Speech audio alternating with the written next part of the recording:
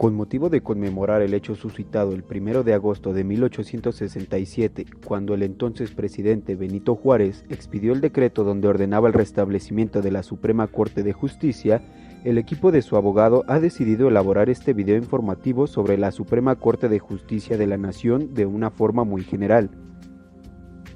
Dicho decreto contemplaba el nombramiento de Sebastián Lerdo de Tejada como presidente, así como también a 10 magistrados propietarios, 4 magistrados supernumerarios, un fiscal y un procurador general,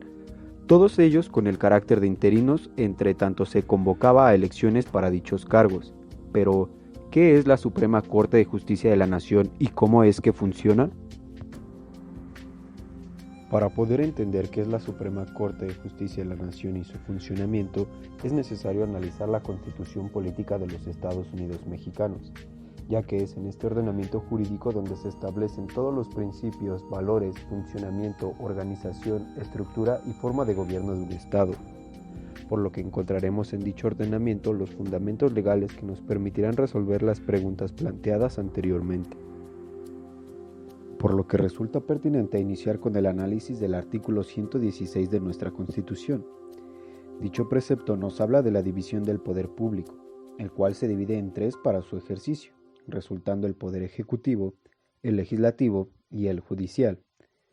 Cabe mencionar que el mismo artículo señala prohibición expresa en cuanto a que no podrán reunirse 2 o más de estos poderes en una sola persona o corporación, así como tampoco podrá depositarse el poder legislativo en un solo individuo. Lo anterior para evitar el abuso del poder y preservar los derechos del hombre. De esta forma, se separan las funciones de los órganos públicos en 3 categorías generales: la legislativa, que corresponde al poder legislativo, las administrativas, que corresponden al poder ejecutivo, y las jurisdiccionales, que corresponden al poder judicial. Ahora bien, para entender el funcionamiento de la Suprema Corte es necesario enfocarnos en el Poder Judicial, ya que es en este poder y su conjunto de órganos que se deposita la facultad de impartir justicia en todos los aspectos institucionales del Estado mexicano, la aplicación de normas y principios jurídicos en la resolución de conflictos y en todos los ámbitos de la aplicación del derecho y la interpretación de las leyes en la sociedad, considerando materias como la civil, penal, constitucional, mercantil, laboral, etc. Fungiendo el Poder Judicial como un guardián de la Constitución, el protector de los derechos fundamentales y como el árbitro que dirime las controversias, pero sobre todo dicho poder es el responsable de hacer cumplir el Estado de Derecho. Siendo así que todo lo relativo al Poder Judicial se encuentra fundado en la misma Constitución Política de los Estados Unidos Mexicanos en su capítulo 4, el cual abarca del artículo 94 al 107 y explica de forma general cómo es que se constituye el Poder Judicial, sus facultades, el tipo de asuntos que conoce dicho poder y sus competencias. Sin embargo, también hace la mención de que los servidores que se encuentran operando en las instituciones que corresponden al Poder Judicial tendrán que regirse bajo las diferentes leyes especiales que prevé la Constitución. Resalta en dicho capítulo el artículo 94, el cual establece que el ejercicio del Poder Judicial de la Federación será depositado en una Suprema Corte de Justicia, en un tribunal electoral, en plenos regionales, en tribunales colegiados de circuito, en tribunales colegiados de apelación y en juzgados de distrito, siendo estos los órganos que componen el Poder Judicial Federal. Siendo la Suprema Corte de Justicia de la Nación el máximo tribunal constitucional del país y cabeza del Poder Judicial de la Federación. Pero, ¿qué hace exactamente la Suprema Corte? La Suprema Corte es la encargada de hacer valer la Constitución Política de los Estados Unidos Mexicanos y con ello garantizar un Estado de Derecho pleno para todos aquellos que se encuentren amparados bajo la protección de la misma Constitución.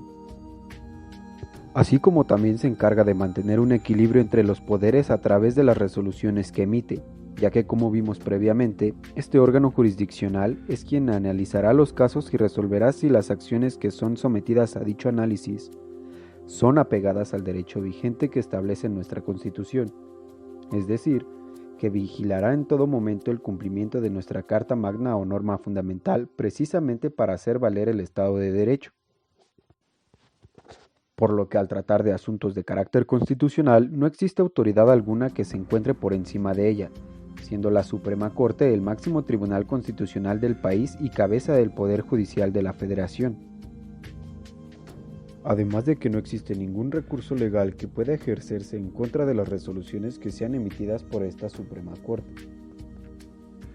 Por otra parte, es importante resaltar la importancia de los diferentes medios de control constitucional, los cuales son todos aquellos instrumentos previstos en la ley a través de los cuales se busca defender o hacer valer los preceptos establecidos en la Constitución. Sin embargo, la Suprema Corte únicamente le compete conocer sobre las controversias constitucionales, las acciones de inconstitucionalidad, el juicio de amparo y determinaciones de constitucionalidad sobre la materia de consultas populares. Por otra parte, al remitirnos al título segundo de la Ley Orgánica del Poder Judicial de la Federación, podemos encontrar el fundamento legal en cuanto a cómo se integra la Suprema Corte, siendo el numeral segundo de dicha ley específicamente el que establece que la Suprema Corte se compondrá de 11 ministras o ministros y funcionará en pleno o en salas.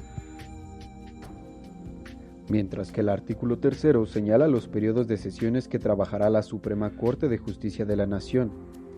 siendo el primero el que comenzará el primer día hábil del mes de enero y terminará el último día hábil de la primera quincena del mes de julio, mientras que el segundo periodo comenzará el primer día hábil del mes de agosto y terminará el último día hábil de la primera quincena del mes de diciembre. Cabe mencionar que los ministros que integran la Suprema Corte durarán 15 años en su cargo, salvo que sobrevenga incapacidad física o mental permanente según lo establecido en el numeral octavo de la misma ley. Como lo habíamos visto anteriormente, la Suprema Corte puede funcionar en pleno o en salas. La Suprema Corte de Justicia de la Nación contará con 2 salas, las cuales se compondrán de 5 ministras o ministros, bastando la presencia de 4 para funcionar durante los periodos previamente mencionados, mientras que su funcionamiento en pleno se compondrá de 11 ministras o ministros, pero bastará la presencia de 7 miembros para que pueda funcionar. Esto con excepción de los casos previstos en los artículos 100, párrafo segundo, 105, fracción primera, segundo párrafo y fracción segunda, y 107, fracción segunda, párrafo tercero, de la Constitución Política de los Estados Unidos Mexicanos, en los cuales sí se requerirá la presencia de al menos 8 ministras o ministros. Si te interesó la información expuesta en el video y quieres que profundicemos en cuanto al funcionamiento de la Suprema Corte, tanto en pleno como en salas, háznoslo saber en la sección de comentarios. Sin más que agregar por el momento, todo el equipo de su abogado agradece su visita y desea a nuestros espectadores tengan un buen día. Hasta la próxima.